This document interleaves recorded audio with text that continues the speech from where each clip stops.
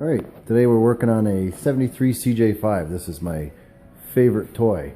So we're working on the wiper, because what's happening on this particular one is that the linkage is worn out.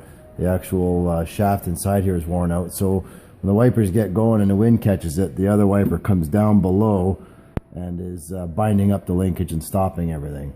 So we've got the plugs out and we've undone the wiper linkage. There's a couple of little clips. These little squeezy clips here are hard to see. Real tiny little clip.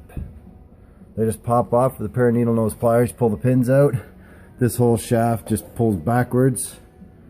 Sorry, pulls backwards out of here, and then you just slide it out. I've scuffed the paint a little bit, but I can touch it up. And on the front, pardon me, here we walk, there's a nut and a collar that this nut simply goes on over top of this. Now the old linkage is right here. You can see it's pretty mangled up. It's bent. It's been bent a few times. So this little retaining ring on the intermediate Jeep has this little notch inside of it. That little notch fits on top of the locating notch that's on this piece right here. Now the 77 linkage that I'm going to use has the same locating pin.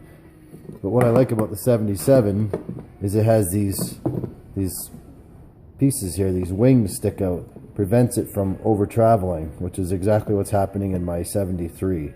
So what I've done, I need this end to work on the 73 because it has the tube pin location, so it catches the motor.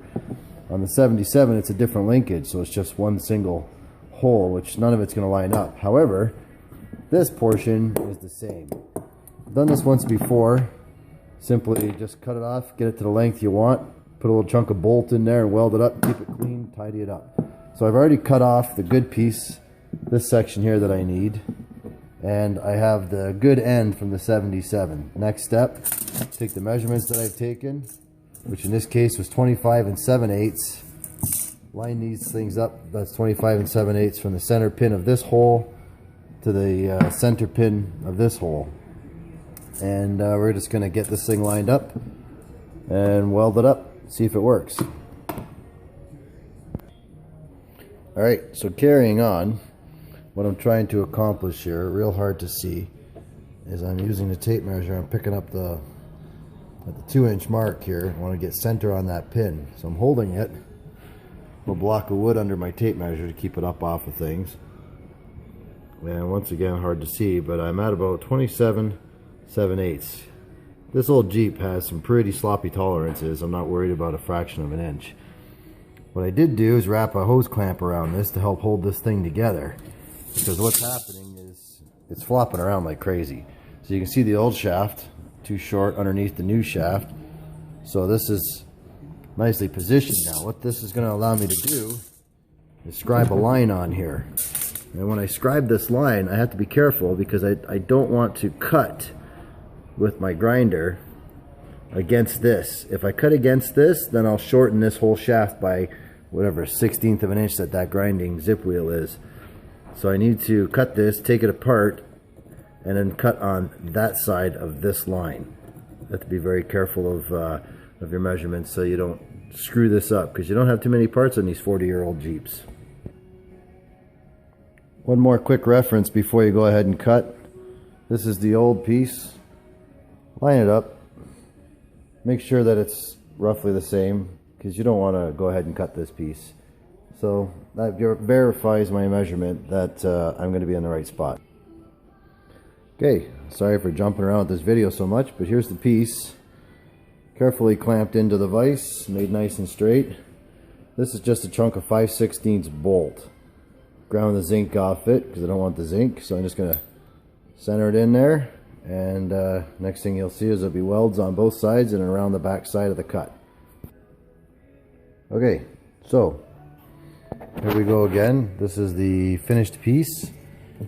It's just a simple weld on there. Weld, little gob of bolt in there with some welds on it. I smoothed it off just a little bit. This would be really nice with a TIG welder, but that's not in the budget. So we're just going to go with an old MIG and make a mess. So anyways, back to the measurement again. We have this end here, get it centered. When you check this, try to hold it as best you can on the center of the pin. And we're essentially within a fraction of an inch of 27 7/8, which is minus the 2, 25 7/8 our starting measurement. Next thing I'll show you is when it's inside the windshield frame and hopefully not camming over anymore. Right, last piece. So the wiper's reinstalled. Up close you can see the nut and that collar. So the wiper now, when it travels, is traveling exactly where I want it to be.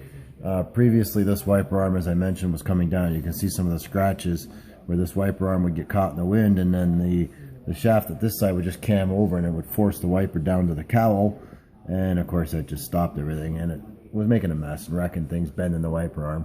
So now when I run the wiper, the linkage inside, which is really hard to see, but you can see it inside there, and that little tab is what touches the little wing on the sides over here. So if I try to cam this thing all the way over, it won't anymore. It stops. You can see the linkage jump, and when that happens, it just pushes itself back.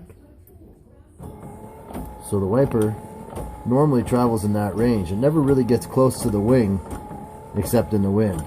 So now when I come back around the front, you can see that this no longer allows it to cam over. Even if I pull on it, like, it doesn't even allow it to pop out of the place anymore. So this thing's working fantastic. Simple little backyard fix. Didn't cost me nothing. 1 bolt. And it's working great. Drive it in the rain again.